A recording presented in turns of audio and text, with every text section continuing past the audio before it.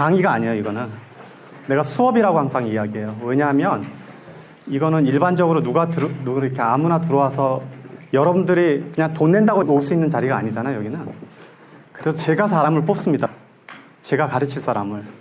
그래서 이건 제가 수업이라고 불러요. 여러분 수업이라고 생각하고 있고, 그리고 저는 이게 하루짜리 강연이지만 이게 중대에서 16주 했던 강의를 다 요약하고, 또 여러분들 전에 교육을 받은 사람들, 이미 선배들이 했던 질문들이 다 규합이 돼갖고 지금 계속 조금씩 추가되면서 변동되는 과정이에요. 그래서 이 내용이 되게 사장들에 특화돼서 하는 교육이기 때문에 이거를 제가 수업이라고 부르고 여러분들을 제자라고 합니다. 이 수업이 끝나고 나면. 불과 하루지만. 그래서 이거를 수업으로 인지하시고 여러분들의 사장학의 담임 선생님이 되는 거예요. 각 반에. 우리가 여기 문화를 보면은 왜 우리가 1반, 2반 이런 소리 하잖아요. 하는 이유가 뭐냐면 이것도 또 1기, 2기 하면 그것도 선배라고 또 선배짓 하더라고. 내가 못하게 하려고 그러는 거예요. 다, 왜냐면 우린 다 친구로 다 동기란 말이에요, 여기 들어오면. 그래서 선생은 나 혼자고, 여기에. 그래서 저는 담임 선생님, 각 반의 담임 선생님이에요. 여러분은 여기 오늘 학생이고, 와서 수업을 받고 난 다음에 내가 여러분들의 사장 노릇을 하는 데 있어서는 여러분들의 담임 선생님 역할을 해줄 거니까, 그다음부터는 여러분들을 제자로 다 대할 거예요. 가끔 제 인스타에 보면은 선생님, 뭐 스승님 할 때 부럽죠? 오늘 수업 끝나면 여러분도 똑같이 할 수 있어요. 16주에 배웠던 거를 지금 하루 만에 다 끝내야 되잖아. 그래서 정말 정신없이 돌아가요. 근데 그래도 여러분들이 부담 갖지 말고 해야 될 게 하나 뭐냐면, 사실은 이 수업이 매번 틀려요. 같은 내용을 가지고 들어도. 그 이유가 뭐냐면 여러분들이 어떻게 참여하느냐에 따라서 이 수업이 바뀌어져요. 즉 어떤 질문이 언제 들어오냐에 따라서 이 수업이 바뀌어지고, 저는 수업 중간에 누구라도 어떤 거라도 상관없이 그 수업의 내용에 맞는 질문을 하는 것을 환영합니다. 그러니까 물어보고 싶은 거 있거나 궁금한 게 있으면 그냥 즉각 질문하면 돼요. 사실은 이제 제가 이 내용을 전부 다 책으로 썼어요, 이번에. 되게 거의 500페이지 책으로 썼는데 그 책 나오면 여러분 여기 수업에 들어올 필요도 없어. 그냥 책에 읽고 가면 돼. 다음번부터는 그냥 책 읽고 와서 질문만 하게 하려고 그래요, 수업을. 오늘까지는 어쩔 수가 없어. 아직 책이 안 나와서. 그래서 여기 그 책에 있는 내용들. 질문이 왜 중요하냐면 사실은 이 수업 자체가 제목만 넣고 질문만 받아도 굉장히 중요한 수업이 될 수 있어요. 가르치고 싶은 부분이 분명히 있겠지만 사실은 여러분들은 지금 현장에서 묻고 싶은 것이 더 많을 거예요. 그래서 그게 진지하게 서로 오고 가면 그거보다 더 좋은 수업은 없거든요. 과정 자체가 필요 없는 거예요. 이렇게 1강, 2강 할 필요도 없어요, 사실. 그러니까 좋은 질문은 언제든지 환영하니까 하시고, 그리고 질문이 여러분들이 하는 패턴들 보면 이런 사람들이 있어요. 미리 경고하는 거예요. 너 이런 거 혹시 알아? 하는 질문이 있어. 이런 건 하면 안 돼. 왜냐하면 나는 교수가 아니고 이게 학자가 아니잖아. 나는 모르면 모른다고 얘기할 테니까 그런 질문은 안 되고, 지금 현재 상황에 맞는 질문이면 되게 좋겠어요. 또 하나는 질문을 하라고 그러면 보통 이제 아줌마들이 그런 짓 잘하는데 질문이 막 10분 이렇게 넘어가는 사람들. 질문은 한 문장으로 해야 돼요. 그렇게 할 수 있는 질문이면 언제든지. 재밌는 걸 농장에서 찾았어요. 그래서 그걸 잘라갖고 왔는데, 이게 뭐냐면 여러분들 법인 이제 만들 때 왜 도장 만들잖아요, 한국은. 그래서 이거 사슴뿔, 우리 지우랑 주순 사슴뿔 잘라서 내가 오늘 질문 잘하는 사람들한테 인간 도장 만들으라고 3개 잘라갖고, 좋은 질문이 없으면 안 줄 거야.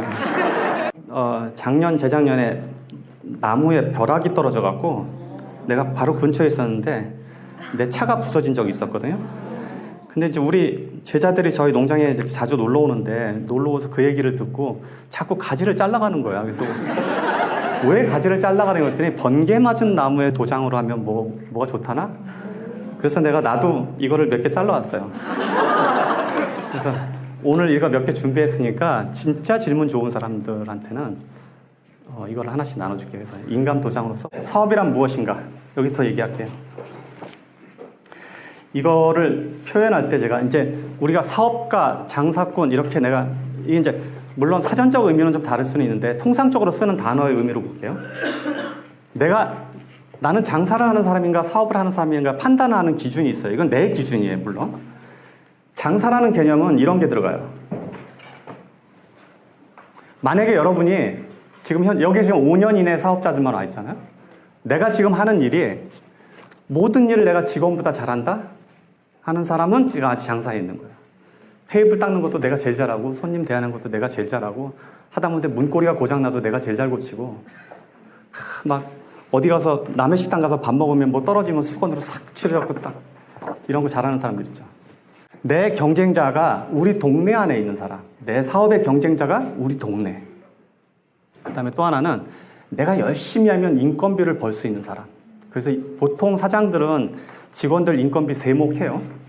그러니까 내가 열심히 하면 인건비 뭐 두세 개 벌 수 있겠다 생각하고 일하는 사람. 지금 내가 이 환경에 있는 사람들은 장사예요, 저거는. 반면에 사업은 어떠냐면 직원들이 나보다 잘하는 사람들이 있어요. 그것이 무엇이든 간에. 그래서 내가 직원들한테 의지하거나 물어야 되는 환경에 있는 사람이 있어요. 두 번째는 내 경쟁자가 전국 혹은 전 세계야.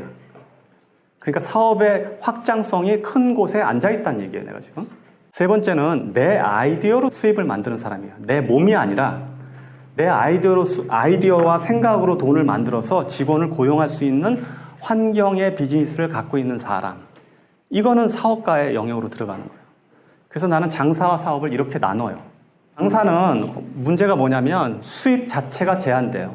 왜냐하면 여기는 내 개인 인건비가 들어가고 내 노동이 들어가는 영역이에요. 여전히. 그래서 여러분이 일을 하지 않으면 그 사업체가 문을 닫거나 혹은 망하거나 아니면 운영 자체를 할 수 없는 상황이 돼 있어요. 그래서 제한된 수입이 있고 실제로 굉장히 과중한 노동에 시달립니다. 만약에 여기 이제 미용 하시는 분 중에 막 한 달에 막 1억씩 버는 이런 사람들조차도 이걸 나중에 연간 총수입과 인생 총수입을 나눠서 계산해 보면 생각보다 그렇게 많은 게 아니에요. 나이 40만 넘어가도 그런 사람들 무릎 다 다치고 나중에 병 안 깨는단 말이에요. 그래서 자기가 과중한 노동에 시달려서 성공한 사람들이 어디에 나오는지 알아요? 서민갑부에 나와요. 그래서 서민갑부에 나온 사람들은 평생 일 굉장히 열심히 하고 돈 모은 다음에 그 돈은 누가 쓰냐면 배우자가 딴 사람이랑 써. 그러니까 과중한 노동에 시달리는 형태가 장사의 영역이에요. 그리고 내가 아무리 열심히 일을 하고 아무리 고생을 해도 다른 사람에 의해서 내가 폐업할 수가 있어요. 왜냐하면 산업의 구조가 바뀐다든지 더 큰 경쟁자가 생긴다든지 혹은 동네의 형태가 혹은 경제 상황이 바뀌면 그냥 나는 아무리 열심히 해도 벗어날 방법이 없는 거예요. 그래서 장사는 이런 문제를 안고 있어요. 반면에 이제 사업은 장점이 좀 몇 가지가 있는데 수입 자체가 무한대예요.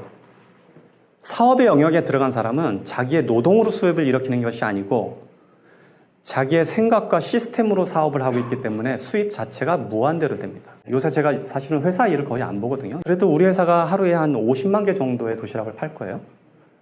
전 세계로 보면. 그럼 하루에 한 개당 1불씩만 벌어도 그 어마어마한 돈이 매일 지금 어딘가에는 찍히는 거잖아요. 구조 자체를 갖고 있는 사람은 수입 자체가 무한대가 돼버려요. 그리고 사업이 커지면은 노동과 상관없는 수입이 생겨요. 이건 자연스러운 일이에요. 내 사업이 발전하면 내 노동으로 돈이 생기는 게 아니라 노동에 상관없는 내가 노동을 하지도 않는데도 이상하게 수입이 생기네? 이런 일들이 벌어져요. 그리고 사업의 영역에서는 이게 아주 일반적인 일이에요. 한 가지는 다른 사업으로 확장성이 있어요. 만약에 프랜차이즈를 하는 사람이라면 매장이 뭐 500개, 1000개 이렇게 되면 그 물류 시스템을 가져야 되고 그러다 보니까 뭐 트럭이 뭐 몇십 개가 생긴다든지 그러면 정비소도 생길 수 있는 거고 심지어는 뭐 보험회사도 만들 수 있어요. 그러니까 굉장히 여러 파생 사업이 생기는 게 기업의 규모에서 일어나는 일이에요. 수입 경로로 나누면 임금 생활자가 있어요. 이제 보통의 이제 직장 다니는 사람이 저 경우에 해당돼요. 여기는 지금 없죠. 그 두 번째는 자영업자, 전문직 종사자. 자영업자, 지금 이게 소규모 사업을 말하는 사람들을 얘기하는 거예요. 아까 내가 처음에 한 장사 영역에 있는 사람들. 이건 자영업자에 속해요. 그러니까 시간을 조금 더 비싸게 파는 사람들이에요. 보통의 경우에 지금 사업 초기에 있는 사람들은 이 단계에 있을 가능성이 많아요. 그 다음에 다음 단계는 뭐가 있냐면 기업가가 있다고요. 300명 이상의 직원이 있고, 즉 이런 사람들은 타인의 시간을 파는 사람이에요. 타인의 시간을 조정하고 아이디어를 가지고 타인의 인건비를 통해서 돈을 벌어내고 구조를 통해서 돈을 만들어내는 기업가들이 있어요. 한 가지가 더 있는데 투자자들이에요. 이런 사람들은 기업 오면 기업가를 사고 팔아요. 이렇게 네 가지의 단계가 있는 거예요. 자, 이 네 가지 단계에서 뭐가 제일 좋은 것 같아? 당연히 뒤에 갈수록 좋아요. 보라색은 내가 여전히 노동에 들어가는 세계고 밑에 칸은 노동에 들어가지 않는 세계예요. 확장성이 있는 세계라고. 근데 여기서 이제 재밌는 건 뭐냐면 다들 저 밑으로 내려가고 싶은데 저게 내려가려면 돈도 되게 많이 들고 경험도 있어야 되고 뭔가 다른 게 있어야 되지 않을까? 다른 게 하나 있어요. 그 사람의 생각이에요. 이 사람의 생각의 크기가 이 사람의 사업의 크기를 결정해요. 자본이 하는 게 아니야. 여러분은 사업이 커지면 기업가가 되고 투자가가 되려면 자본이 있어야 된다고 생각하는데 천만에. 그 사람의 생각과 필요한 건 시간이에요. 지금 이 사장학교에는 제 수업에 받은 사람이 3,000명이 넘어요. 진짜 별 사람이 다 있어요. 여기는 상장회사 대표부터 시작해서 매장이 뭐 몇백 개씩 있는 사람들이 있는데 이 사람의 시작들을 다 보면 불과 다 수천만 원이에요. 1,000만 원, 2,000만 원. 그런데 그걸 뭐 몇천억으로 다 키우는 거예요. 그럼 우리는 큰 상황만 보니까 이 사람이 처음에 자본이 있었거나 무슨 재주가 있었거나 생각하지만 실제로는 다 저기서 시작한 거예요. 임금 생활자부터 시작해서 자본 모으고 소규모 업체를 운영한 다음에 저렇게 진로를 바꿔가는 거예요. 근데 저렇게 가는 과정을 이해하고 이걸 목표로 두면 그렇게 가는데 내가 저걸 모르면 나는 저기 임금 생활자나 자영업자에 계속 머물게 돼요. 여러분은 지금 사업하겠다고 사장이라는 직책을 갖고 있잖아. 이왕 사업을 할 거면 나는 여러분들이 기업가가 되고 경영자가 되고 사업가가 하는 사람이 되길 바라는 거예요. 장사의 영역에서 머물지 않고. 왜냐하면 어차피 똑같은 노동력과 똑같은 시간이 들어가는데 이후에는 저 과정을 내가 저쪽으로 가겠다고 마음 먹으면 전혀 다른 인생이 여러분들한테 펼쳐집니다. 이게 지금 사실은 핵심이에요. 그냥 간단하게 설명할게요. 우리가 보면 소득이라는 게 근로소득, 사업소득, 금융소득, 구조소득 이렇게 있는데 내가 돈은 버는 과정이 저렇게 돼 있다고요. 근데 우리는 구조소득까지는 가기 되게 힘들어요. 저거는 국가가 결정하고 국가의 틀 안에 들어가는 거지만 대신 금융소득까지는 우리는 가야 돼요. 개인적으로는. 그래서 여기서 가장 중요한 관점이 뭐냐면 PER이에요. 굉장히 중요한 관점이에요. 내 사업에서 PER이 얼마나에 따라서 사장이기 때문에 여러분 퇴직금이 없는 사람이에요. 여러분의 퇴직금은 뭐냐면 회사의 PER이에요. 자, 근데 이 안에 혹시 강연으로 돈을 버는 사람 있어요? 뭐 학원 선생님 이런 분들. 자, 이런 분들이 연간 뭐 한 달에 예를 들면 한 1억 정도 번다고 칩시다. 근데 어떤 사람은 김치찌개집을 해서 1억을 벌어. 그럼 두 사람은 각자 소득이 1억이니까 똑같은 수익 구조를 갖고 있다고 믿지만 강연을 하거나 자기가 직접 뛰어서 돈을 버는 사람은 PER이 제로야.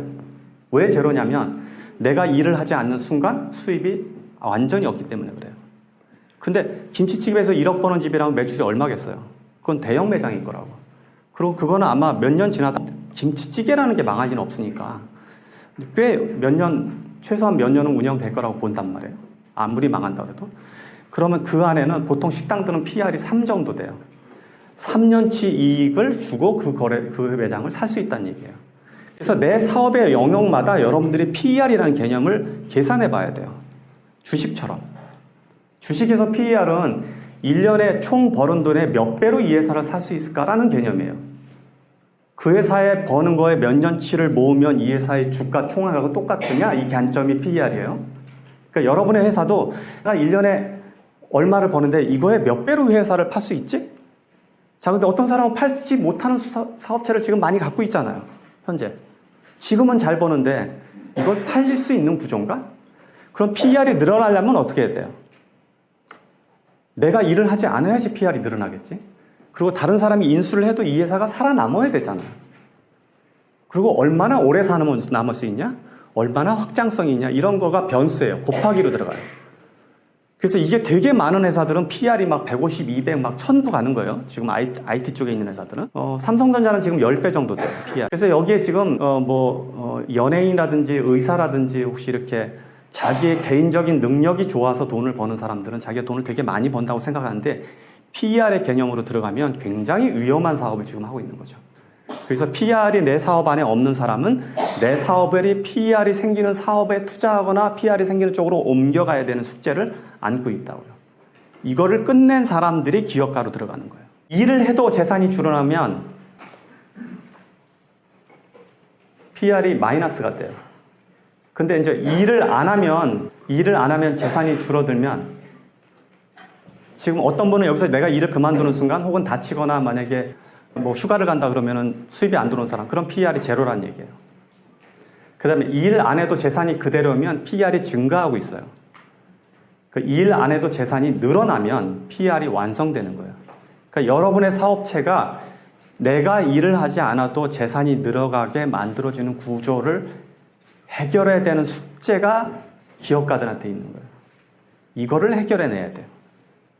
그래서 이거를 해결해내는 과정이 이 수업의 전체 과정이에요, 사실은. 그래서 요리사라도, 내가 식당 하나를 작게 운영하는 요리사라도 이걸 PER의 관점으로 보면 이렇게 돼요. 내가 요리에 관심이 있어서 나는 내 음식을 먹고 손님들이 막 기뻐하고 좋아하는 게 좋아서 식당을 차린 사람은 PER이 없겠죠. 그 사람은 요리사예요, 그냥. 오너 셰프라고 보통 얘기하죠, 한국에서는. 식당 하나를 하는데 당신 직업이 뭐요? 라고 내가 물어봤을 때 저는 요리사입니다 하는 사람이 있고, 나는 식당 주인입니다 하는 사람이 있고, 나는 외식 경영자라고 하는 사람이 있을 수 있고, 나는 기업인이다라고 말하는 사람이 있을 수 있다고요. 이렇게 자기가 무엇이냐를 세팅하느냐에 따라서 이 사람의 이후의 PER은 전혀 다른 세계로 들어간다고요. 동일한 질문을 했을 때 의사도 자기가 기업인이라고 부른다면 전혀 다른 세계에 가요, 그런 사람들은. 그렇지만 자기가 의사라고 그러면 의사 라이센스를 가지고 그냥 일을 하는 의사가 돼버린다고요. 전문직도 똑같은 거예요. 여러분들이 사업을 하면서 이왕 고생을 하고 성장의 방향성을 갖고 있는 사람이라면 사업의 영역에서 잎사귀 하나를 따려고 하지 말고 가지를 꺾어내요. 가지 하나 꺾어낼 생각하고 해요. 동네에서 제일 잘하는 거 하려고 하지 말고 한국에서 제일 잘하는 거, 전 세계에서 제일 잘할 수 있는 영역으로 옮겨가는데, 이 옮겨가는 거 아까 얘기했지만 어떻게 옮겨갈 수 있냐? 내가 옮겨가겠다고 마음 먹은 사람이 옮겨가요. 제자 중에 유명한 친구 중에 하나가 조스떡볶이의 나상균이라는 친구가 있는데, 떡볶이를 고대 앞에서 차렸을 때 어떤 사람은 떡볶이를 팔아서 돈을 벌려고 하지만 어떤 사람은 떡볶이 매장을 팔아서 돈을 벌려고 하잖아요. 그러면 방향성이 전혀 다르다고. 이 사람은 떡볶이 자체를 팔아서 돈을 버는 게 아니라 떡볶이를 파는 시스템을 파는 사람으로 가는데 돈은 뭐가 차이가 있어? 아무 차이가 없다고. 관점만 차이가 바뀐 거예요. 이런 식으로 여러분의 관점이 여러분의 회사가 다른 회사로 바뀔 수 있어요. 목표 지향성에 따라서. 그러면 가지를 꺾는 사람이 돼요. 잎사귀가 아니라. 여기 혹시 변호사나 의사 와 있어요? 근데 수업에 요새 많이 들어오는데 한의사들도 들어오고 그러는데 지금 뭐예요? 이렇게 한의사 하는 친구는 내가 한의사라고 생각하지 말고 한의 라이센스를 가진 기업인이라고 생각하면 전혀 다른 세계로 간다고. 그 전문직의 라이센스를 가진 기업인이에요, 나가. 나는 요리사가 아니라 외식 경영자가 돼버리는 거예요. 그래서 이 직업을, 여러분의 직업이 지금 무엇든 간에 현실적으로 직업을 지금 바꾸자고요. 그 엔트로프너어가 되는 거예요, 지금부터. 그러니까 여러분은 기업가, 경영인. 이렇게 바뀌면 여러분은 지금 어떤 일을 하든 간에 그 일이 나중에 저 영역으로 넘어가요. 개인들은 PER이 제로고 보통 장사를 하는 사람들은 2배에서 5배가 돼요. 그리고 매출이 100억 정도 넘어가면 이게 이제 균일화되기 때문에 평균으로 한 10 정도 나와요. 그 다음에 상장에 준하는 규모에 가면 한국에서는 지금 15 정도 받아요. 이게 PER의 개념이에요. 물론 IT 쪽에 있는 사람들은 더 받아요. 확장성이 크니까. 인정을 받으면. 그러니까 뭐 테슬라 같은 데는 뭐 50도 나오고 막 이러잖아요. 이렇게 해서 여러분들이 지금 이 첫 1강은 뭐냐면 여러분들의 지금 직업의 포지션을 엔트로프너로 바꾼 거고, 그 다음에 여러분이 PER 개념을 100% 이해했다고 봐도 되죠? 요게 1강입니다. 사업체를 어떻게 찾는지 몇 가지만 설명할게요. 보통 이제 우리가 사업체를 새로 찾으려고 그러면 다 이렇게 생각한다고. 그거 옛날에 나도 생각했는데. 혹은 내가 10년만 빨리 태어났더라도 그거 내가, 그런 일은 없어. 요새 이런 말 있죠. 내 인생에서 아무것도 할 수 없는 날이 이틀이 있어요. 어제하고 내일이에요. 그건 내가 어떻게 할 수 있는 게 아니에요. 오늘 해야 되거든, 오늘. 그래서 이 오늘 하는 게 뭐냐면 사업체도 오늘 찾는 거예요. 오늘 내가 불편한 게 뭐지? 길거리를 걸으면서 만약에 저기 어디야 강남 사거리에서 만약에 여기까지 걸어온다 그러면 내가 만약에 어제 망했는데 내 사업체를 새로 찾겠다 마음 먹고 거기서부터 여기 걸어오면 한 10개는 찾을 수 있을 것 같아요. 이제 그 찾는 방법이 뭐냐면 가장 특징적인 게 이거예요. 불편함을 개선하는 거는 모두 다 사업체야. 한 번도 뭐가 불편해 본 적이 없는 사람들은 사업 못 해. 그래서 뭐가 계속 불편해야 돼 나는. 그러니까 이 세상의 모든 사업은 불편함을 개선하거나 그 사람이 불편하다고 느끼게 만들어 준 것들이에요. 지금 한국에 주차장 내려가면 호텔 여기 지금 파르나스 호텔 밑에 가면 주차장에 차가 빈자리가 있으면 거기에 파란불이 들어와 있다고요. 누군가 옛날에 불편했을 거 아니야. 빈자리 찾으러 가고 막 주차장에 돌아다니는 거를 누군가 개선한 거예요. 이거 사업으로 된 거예요. 요새 그 버스 타요? 나는 버스 가끔 타는데 버스가 이렇게 쓰면 전에는 내가 한국에 어렸을 때 한국에서 버스 탈 때는 그 버스가 몇 번 버스인지를 모르니까 앞뒤로 뛰어다녔단 말이에요. 그 버스가 쓰면 뒤로 또 달려갔다가 막 왔다 갔는데 지금은 버스가 오면 문이 이렇게 열리면 거기에 이렇게 툭 튀어나오잖아요. 몇 번인지 안다고. 그러니까 도로까지 안 뛰어나가도 되잖아. 정말 사소한 거지만 누군가는 불편했을 거라고. 지금 여러분이 찬 명찰은 이건 뭐냐면 사장학 제자 중에 한 사람이 지난 2년 동안 우리 코로나 때문에 되게 엄청 애먹었잖아요. 근데 그 비즈니스 모델이 뭐였냐면 박람회 사업이에요. 근데 박람회가 다 없어졌잖아.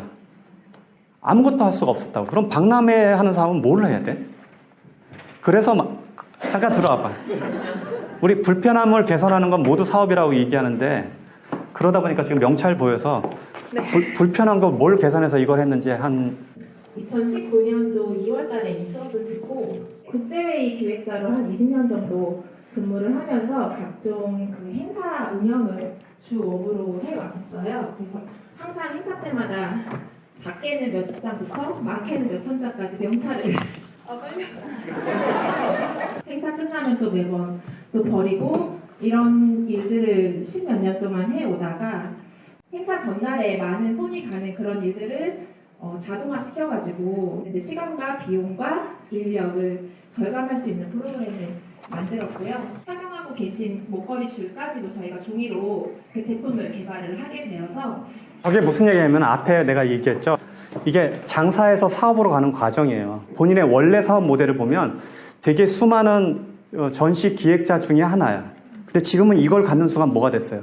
모든 전시 기획자들을 아우를 수 있는 다른 영역으로 들어가 버렸다고. 근데 이게 되게 불편했거든. 이 회사가 나오기 전에 지금 요새 그 전에 문화는 어떠냐면 다 가서 출입구에서 사람들 그 쭉 서 있고 거기다 내 이름 얘기하고 받고 그러니까 전시할 때마다 그 직원들이 얼마나 많이 나와 있어요. 지금은 저걸 더 전자패드로 다 바꿔버린 거예요. 그러면 앞으로 저 회사가 어떤 방향으로 갈지 난 모르겠지만 이거를 장악하는 순간 모든 비즈니스, 이쪽에 있는 모든 비즈니스가 이 안으로 들어올 가능성이 있다. 우리가 생각했던 PR 개념을 여기다 적용시키고 사업을 장사해서 기업으로 가는 순간 전혀 다른 회사가 돼버리는 거예요. 그러니까 이렇게 내가 무언가를 상황에서 불편한 게 있으면 이걸 개선하는 건 다 사업이 돼버려요. 그러니까 여러분이 다니면서 이거 나는 불편했어. 바꾸면 다 사업이야. 사업 생각보다 쉬워요. 그래서 여기서 다니면 불편한 게 얼마나 많은데 그거 다 적으면 사업이라는 거예요. 이미 한번 망한 사업. 망했다고 안 하지. 어떤 사람 했는데. 근데 망한 이유는 100개도 넘거든. 그 사람이 불성실해서 그럴 수도 있고 뭐 자본이 모자랄 수도 있고 위치가 안 좋을 수도 있고 개인적인 건강 문제일 수도 있고 그 아이디어가 문제가 아니라 그 사람이 문제일 가능성이 더 많아요. 보통의 사업이 망하는 경우에. 그러니까 다른 사람이 망한 사업도 열심히 잘 살펴봐야 돼요. 내가 할 수 있는 거. 나는 주로 그렇게 사업을 했어요. 다른 사람이 망한 사업을 찾아서 그거를 내가 더 잘할 수 있는 걸 찾은 다음에 사업으로 발전시킨 사람이에요. 나는 독특한 아이디어보다는 남이 했던 아이디어를 개선하는 것에 더 능했기 때문에. 이건 다 사업거리예요. 아까 박람회장 얘기했는데 박람회 자체도 굉장히 좋은 사업들이 저 안에 되게 많아요. 내가 이거 가끔 강의 때 쓰는데 지금도 국제 전시회가 여기 되게 많아요. 나는 전시회를 내 사업에 관련해 있는 전시회만 가는 게 아니라 무작위로 아무데나 다 다녀. 무슨 의상 전시회도 가보고 가구 전시회도 가보고 조명 전시회도 가고 다 가요. 가서 그냥 다 들여다본다고요. 특히 여기서 이제 여기 있는 동안에 전시회가 계속 있으니까 나는 또 우리 지금 숙소가 코엑스하고 멀지 않아서 전시회 있을 때마다 가보거든요. 가보면 재미있는 게 여러분들 같은 경우에 사업을 이렇게 찾으면 돼. 거기에 국제라고 붙은 사업은 다 외국에서 몇 명씩 와 있다고.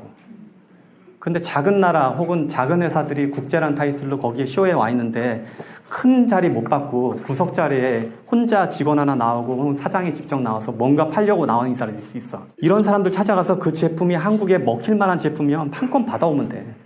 그 판권 팔려고 여기 온 사람들이에요. 근데 내가 적극적으로 관심을 보이고 내 의지를 보여주면 판권을 준다고. 그럼 그 사업의 한국 판권은 내 거야. 물론 그게 PER이 생길 수 있는 건 여러분들이 다음 작업을 해야 되지만 이렇게 그냥 공짜로 사업이 열릴 수 있는 일이 얼마나 흔한데 사업체가 돈이 없다고 못하거나 아이디어가 없다고 못한다고 그러네? 그게 말이 안 되는 거죠. 그리고 세상의 모든 변화는 다 새 사업의 기회예요. 불경기? 진짜 좋은 사업의 기회예요. 세상에서 가장 큰 변화가 뭐예요?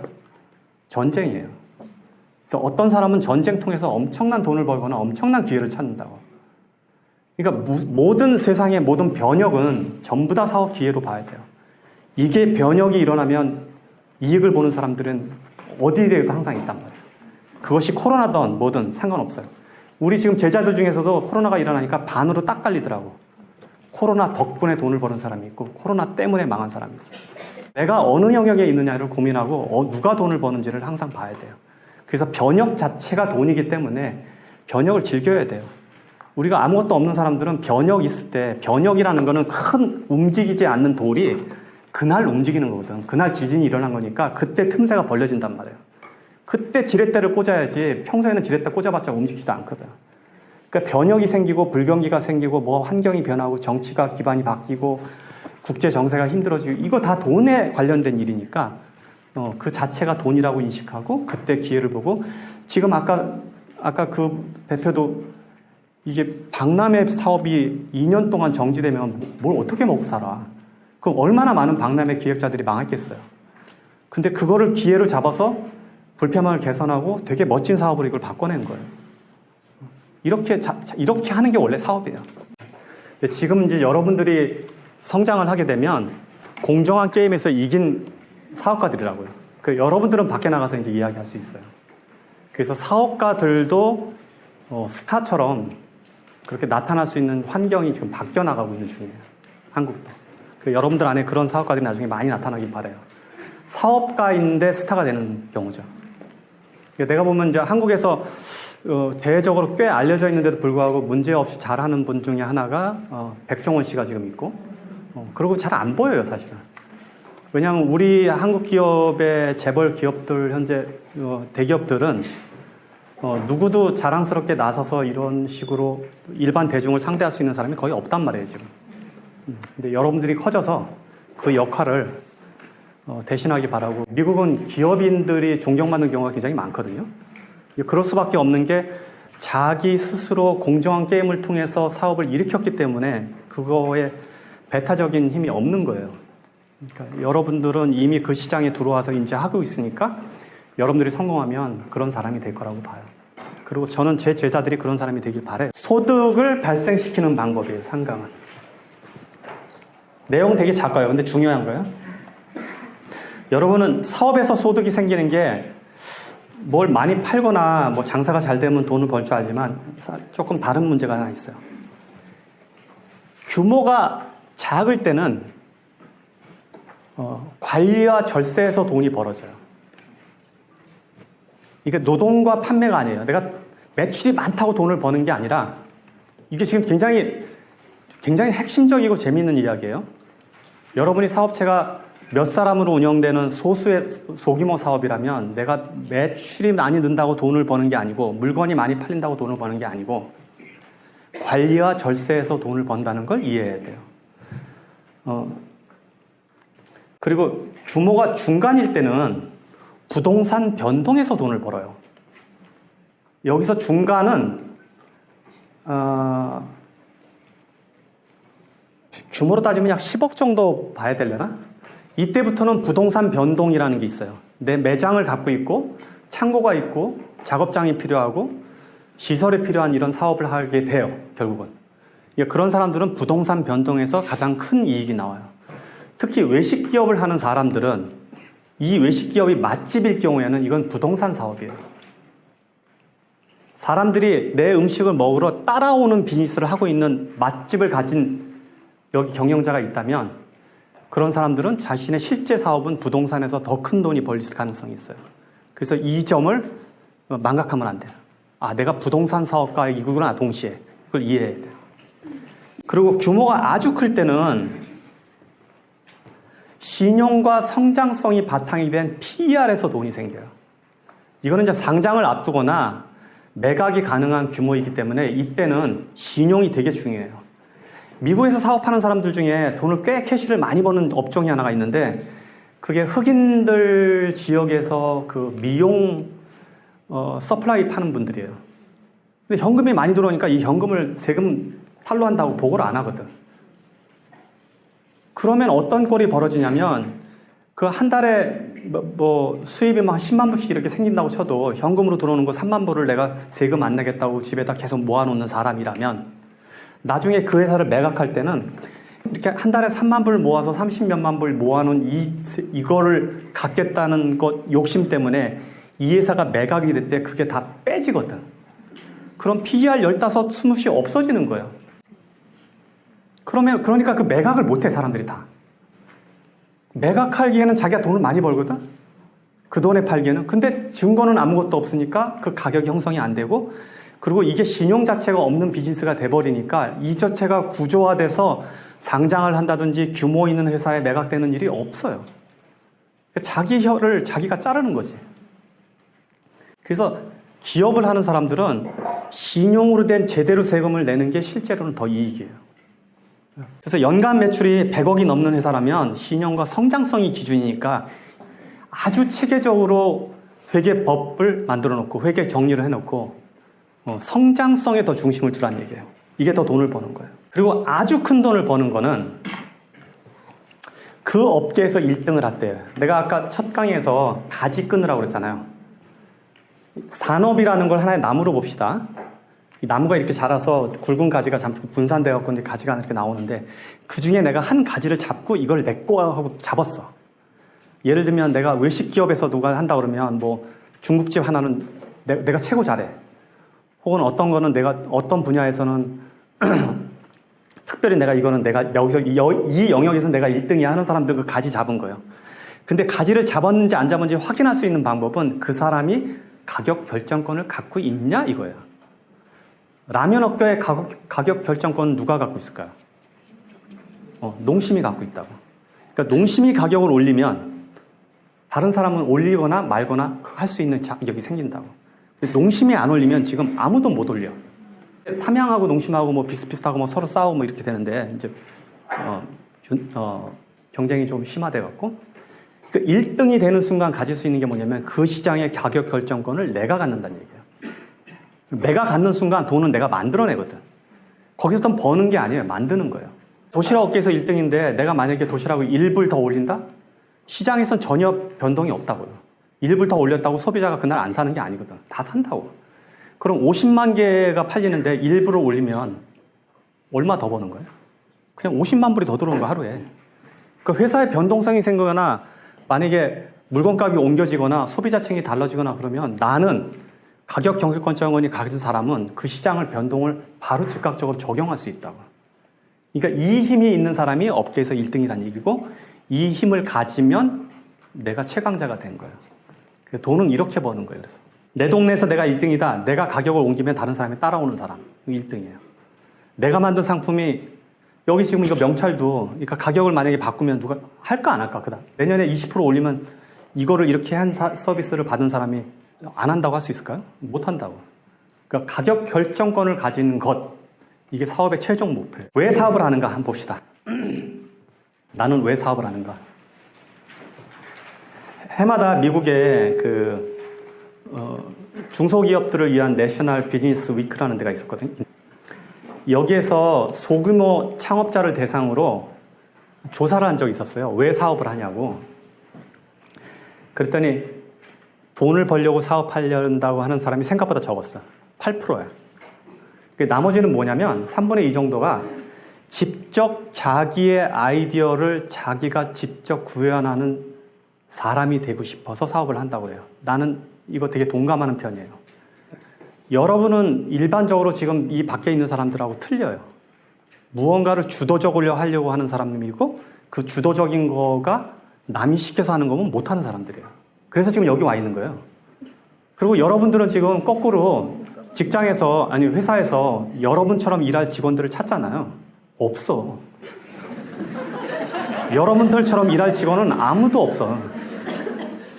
그런 직원은 나가서 다시 여러분들 같은 사람이 돼요. 반대로 여러분들은 그 전 직장에서 전 상사한테 그런 사람들이었었어요. 그래서 나와서 지금 이거 하는 거야.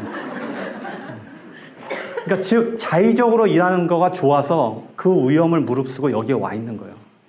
내 아이들을 직접 구현하고 내 꿈을 직접 만들고 남이 시키는 일이 아니라 내가 하고 싶은 일을 하는 거. 이거 굉장히 중요한 가치 중에 하나예요.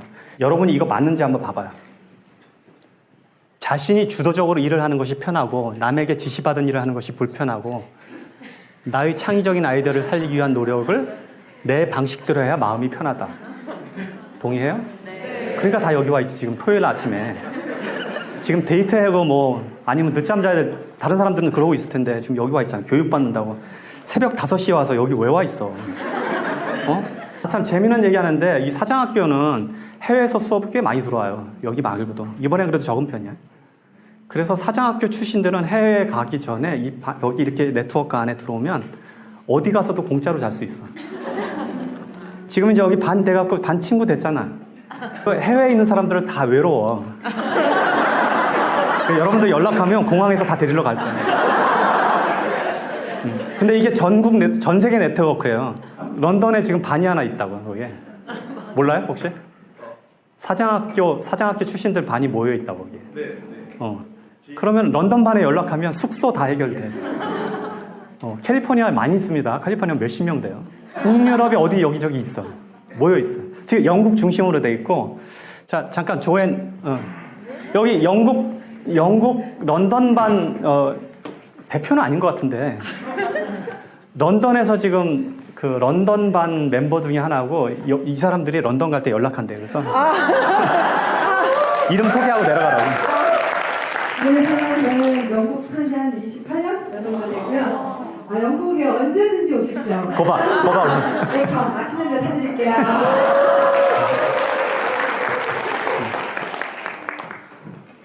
우리 전 세계 체인망입니다. 내 직업에 대한 가치를 스스로 갖고 있고, 그 다음에 가족을 부양하고 집안을 일으켜 세우기 위해 사업을 하는 사람들이 있어요. 특이하게 여성 제자들이 되게 많은데, 여기도 반반이잖아요. 보통 이런 수업을 하면 남자들이 70%, 여자가 30%밖에 안 되는데, 여기는 딱 반이에요. 이제 그 이유는 난 잘 모르겠는데, 나는 앞으로는 지금은 여성들이 사업을 하기에 더 예전보다는 더 좋은 환경으로 있고, 오히려 지금은 장점이 더 많은 세계로 옮겨졌다고 믿어요. 그 이유가 뭐냐면 예전에는 남자들끼리 사업을 할 때는 뭐 인맥이나 무슨 뭐 학연 뭐 이런 거로 사업을 했는데 지금은 그게 안 먹히거든. 근데 여성들은 이거를 더 능숙하게 한다고요. 그리고 요즘 현대 남자들은 여성을 보스로 받아들이는데 크게 불편한 게 없어요. 예전에는 굉장히 심했단 말이에요, 그게. 여자가 상사가 되면 바로 퇴직을 하는 경우가 있었으니까 우리 때만 해도. 지금은 이제 그런 문화가 다 없어져서 여자들이 사업을 하기에 더 좋은 환경이 됐어요. 사업가잖아. 그래서 집안에 여자인데도 불구하고 걱정스러운 남동생들 뭐 부모들 챙기느냐고 막 정신이 없다고. 이게 다 가장이란 말이에요. 이런 역할들을 지금 하고 있다고. 특히 여자들이 요새는 모계 사회라서 남자들보다 더 가족을 부양하려는 의지가 더 커요. 부모를 모시고 막 이런 게. 남자들은 결혼하면 그냥 와이프한테만 잘하면 되는데 여자들은 결혼하고 나서도 자기 남편은 뭐 상관없더라도 부모는 막 챙겨야 되잖아. 우리 처갓집도 다 그래요. 딸만 5인데 여기 장인어른 장모님이 딸 5 낳은 걸 예전에는 그렇게 억울해 하시더니 지금은 너무 자랑스러워 하시는 거예요. 딸들이 너무 다 잘하니까. 근데 아들들은 다 어때? 집에 가면 2시간만 지나면 이제 언제 집에 가나 이러잖아. 그래서 가족을 부양하고 집안을 일으키기 위해 사업을 하는 사람들. 이게 이제 우리의 목표 중에 하나인 사람. 내 열정과 아이디어가 언젠가 보상을 받을 것을 믿는 사람들. 다 여러분들 얘기예요? 내 회사를 통해 나와 다른 사람의 삶을 개선하고 싶어 하는 사람들. 남에게 피해를 주지 않고 나는 남의 도움을 받는 것을 부끄러우게 생각하거나 빚을 지고 호의를 받으면 반드시 돌려줘야 되는 성격을 가진 사람들. 이건 다 사업해야 되는 거야. 그리고 지루한 거 절대 못 찾는 사람들. 저는 반복해서 하는 들 되게 못하거든요. 내가 농담으로 맨날 그래요. 내가 만약에 일제강점기에 독립운동을 하다가 잡혔으면 내가 손톱 밑으로 후비는 고문은 참아도 뜨개질 시키면 다 부를 거라고. 나는 진짜로 그러거든. 나 뜨개질 시키면 머리가 막 쭈뼛쭈뼛 올라가거든. 반봉 때는 정말 못해요. 사회에서 뛰어난 사람들과 사귀고 싶어하고 사업적으로 성공하는 것은 이런 사회적 리더들과 친분과 우정을 나눌 기회를 확보한다고 믿는 사람들. 함께 일할 사람을 내가 선택하는 것. 내가 직장 다니는 그 공무원이나 직장 사회에 있는 친구들한테 물어보면 그냥 마음에 안 드는 사람이 있으면 어떻게 그러니까 그냥 참는데요. 왜냐하면 자기들은 방법이 없으니까. 우리는 해고하면 되잖아. 그러니까 내가 일할 사람을 내가 선정한다는 거. 내가 저 사람하고 만나고 싶지 않은데 그걸 막 1년, 2년 참으면서 일한다는 거 전체 고용이거든요. 그러니까 우리는 그런 가치가 있는 거죠.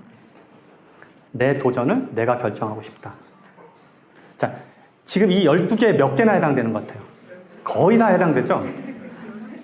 근데 이걸 만약에 직장인한테 물어보면 실제로 이걸 물어보면 이렇게 안 할 거라고요. 그래서 여러분들은 그래서 사장인 거예요. 가족에서 다 내놓은 사람들. 틀 안에 안 들어가고. 다 들었을 거야, 이런 소리. 너는 왜 이렇게 이상하냐, 이런 소리 친구들부터 시작해서 엄청 들었을 거라고. 우린 이런 사람들만 모여있는 세계고, 여기는 여자분들도 여기 와서 보면 제 제자들이 다 그래요.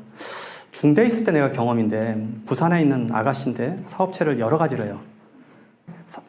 특이한 친구예요.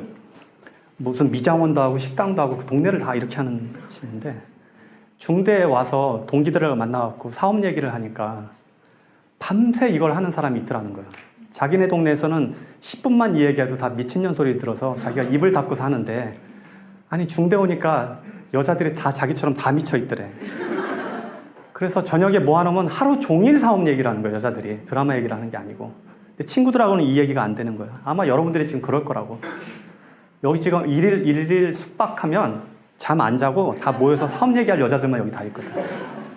인생에는 제가 보니까 사업가가 갖고 있는 장점이 있어요. 이게 굉장히 큰 장점인데, 제가 평생 사업을 한 사람이라서 그걸 좀 정리를 하면 이렇게 돼요. 나는 행복이라는 개념을 이렇게 읽어요. 그걸 행복을 하기 위해서 두 가지가 전제 조건이 필요한데, 하나는 자기 결정권이에요. 자기 결정권이 뭐냐면 자기 운명, 내 운명을 내가 결정하겠다는 거예요. 그래서 지금 우리가 사장하는 거잖아요. 내 운명을 내가 결정하기 위해서. 이게 잘 되든 못 되든 내가 책임질게. 나는 내 마음대로 해서 내 의지대로 하고 내가 이거를 스스로 자의식 갖고 하고 이거를 갖고 싶어. 이게 자기 결정권이에요. 그래서 자기 결정권이라는 게 있어야 돼요. 또 하나는 자유의지예요. 자신의 행동과 결정을 스스로 통제하고 조절하는 힘을 내가 믿다 그러면 이 두 가지가 있으면 내가 행복해요. 남이 시켜서 하는 것도 아니고 내 의지대로 하는 것, 이거 굉장히 중요한 건데, 이거를 유지하기 위해서 필요한 조건이 있어요. 즉 자기 결정권을 갖기 위해서는 경제적 독립이 필요해요. 자유의지를 갖기 위해서는 정신적으로 독립이 필요해요. 사장은 이거를 가질 수 있는 이 세상의 유일한 직업이에요. 그래서 가장 행복한 상태는 뭐냐면 하고 싶은 것을 할 수 있는 자유, 하고 싶지 않은 것을 하지 않을 수 있는 자유, 언제 어디든 누구와 갈 수 있는 자유, 어떤 권위에도 굴복당하지 않는 정신, 경제적 자유를 얻고 노동에서 자유로워진 상태. 이걸 하면 제 경험상 가장 행복한 상태가 돼요. 사람으로서는. 그래서 이게 여러분들의 기업 경영을 통해서 왜 내가 그럼 사업을 하지? 사업을 해서 저걸 얻으라는 얘기예요. 내 인생을 나한테 선물해주고 내가 사랑하는 사람들을 보호하고 독립된 인격체를 유지하라고 도울 수 있는 유일한 직업이 사장이다. 그래서 여러분이 사장을 하고 할 만한 가치가 있다고 보는 거예요. 그래서 경영자가 되는 순간 자신이 자기를 스스로 고용하게 돼요. 그래서 그 모든 혜택과 이익을 다 여러분들이 다 가져갈 수 있어요. 근데 반대로 이제 여기서 좀 무서운 얘기를 하자면, 사업을 만약에 잘못해서 장사의 영역에 머물거나 계속 안 되면 직장 다니는 것만도 못해요. 소규모 업체에서는 직원들한테는 위험한 일 안 시키고 내가 화장실 청소하고 주말에 내가 나와서 일하잖아. 사고 날까 봐. 그리고 저도 미국 가서 수년 동안 1년 365.4일을 일했거든요. 그렇게 해서 7, 8년을 일했다고요. 그게 이게 경영자가 아니고 노동을 하는 사장이면 이럴 수밖에 없는 거예요. 그러니까 직장인마다도 못한 삶을 살 수 있죠. 잘하면 저 완벽한 자유와 행복을 얻을 수 있는 게 이 유일한 직업이 사장이에요. 그러니까 여러분들이 그 경로로 들어가길 바라는 거예요. 그래서 바탕이 되는 이게 꼭 필요합니다. 그래서 돈에서 여러분이 자유로워야 돼요. 충분히 벌고 이 충분히 벌은 그가 만족감을 느낄 수 있을 때까지 가야 돼요. 그래서 여러분들이 이제 집안에서 보통 사업가들은 리더가 되기 때문에 내 가족과 가문의 가난의 고리를 끊고 내 대에서 내가 사랑하고 내가 지키고 싶은 사람들을 보호하고 살피고 내 자식과 후세에게 행복한 삶의 바탕을 마련하기 위한 여러분들의 시조 같은 역할이 됩니다. 그 가문의 시조. 이 역할을 사장을 통해서 해주시기 바라요. 여러분 이제 사업하면 젊은 청년들이 그런 제안 되게 많이 하는데 사회적 기업 같은 거 관심 있고 돈 많이 벌어서 좋은 일 하겠다고 욕심내는 이런 좋은 청년들 되게 많아요. 근데 지금 저는 이걸 범위를 조금 줄여서 이렇게 봐도 사회적 기업이라고 봐요. 내가 국가에 세금을 내고 있고, 즉 이 얘기는 뭐냐면 세금을 축내지 않고 다른 사람의 돈을 쓰는 것이 아니라 국가의 도움을 받는 것이 아니라 내가 국가에 세금을 내는 사람이고 단 한 명이라도 고용해서 급여를 주고 있다면 이미 여러분은 사회적 기업이에요. 그러니까 사회적 기업을 너무 광범위히 생각하지 마세요. 고용을 창출하고 국가에 세금을 낸다는 얘기는 다른 사람들을 먹여 살린다는 얘기예요. 그것 자체가 이미 사회적 기업이에요. 그래서 당신 할 일들이 이미 그걸로 나는 끝났다고 봐요. 그러니까 여기까지만 가도 괜찮아요. 여러분이 직원들을 고용해서 월급을 밀리지 않고 주는 사람, 이것만 해도 나는 사회적 성직자라고 여러분들한테 얘기할 수 있어요. 그래서 나는 사장을 세속의 성직자라고 표현합니다. 내가 수업을 하는 이유도 그거예요. 나는 이 세상이 현재 천국이라고 믿는 사람 중에 하나예요. 내 목사 친구들이 몇 명 있는데 그 중에 어떤 친구는 암에 걸렸는데 나한테 기도해달라고 그러더라고. 나는 교회도 안 다니는데. 그래서 내가 그 친구한테 암 걸린 친구한테 되게 맹랑한 소리를 했어요. 아니 야 나는 혹시 네가 믿는 게 있을까 봐 그 백이라도 써볼까 하고 너하고 친구하고 있는데 네가 암 걸려갖고 나한테 기도해달라고 하면 내가 그럼 무슨 꼴이 되냐 그랬더니 자기 무섭대. 이게 이제 굉장히 현실적인 얘기인 거예요. 그래서 나는 실제로는 여기가 그 목사도 여기가 천국이라고 믿는다고 생각해요. 근데 여기가 천국을 만들 거냐 지옥이 만들 거냐 그건 우리 책임이에요. 근데 나는 이렇게 실제 성직자들보다 나는 여러분들이 사장이 돼서 여러분들이 데리고 있는 직원과 여러분들이 갖고 만든 사회가 만약에 옳은 결정과 공정한 형태에서 운영하고 제대로 월급을 주고 복지 체계를 잘 만들어 놓는 사람이라면 이 사람 자체가 이미 이 사회에서 성직자의 역할과 똑같은 일을 한다고 믿어요. 제가 한번 우리 회사에 직원들이 다 모여서 소풍을 가는 날이 있었었는데 거기에 어린아이들이 이렇게 왔다 갔다 하는 거예요. 우리 직원들의 애들이. 그 애들이 나를 알 리가 없잖아요. 그런데 가만히 뒤에 앉아서 이렇게 쳐다보다가 애들을 보다가 쟤는 나하고 아무 인연이 없다고 생각하겠지만 그 어린아이들은 나는 제 운명을 바꿀 수 있는 사람이거든. 걔들은 모르겠지만. 그 부모를 내가 어떻게 하냐에 따라서 그의 운명이 바뀌어요. 이 회사를 어떻게 하냐에 따라서 그 수많은 직원들의 운명과 그 가족의 운명이 바뀌는 사람이에요. 이거는 성직자가 하는 일보다 더 현실적이에요. 그러니까 여러분이 여러분의 직원과 여러분의 사회에 운명을 바꿀 수 있는 사람이에요. 그러니까 여러분이 회사를 천국으로 만들어버리면 거기가 천국이에요. 그러니까 성직자 한다도 안 죽으려고 그렇게 노력하잖아. 즉 여러분 자체가 사회의 성직자의 역할을 해주길 바라요.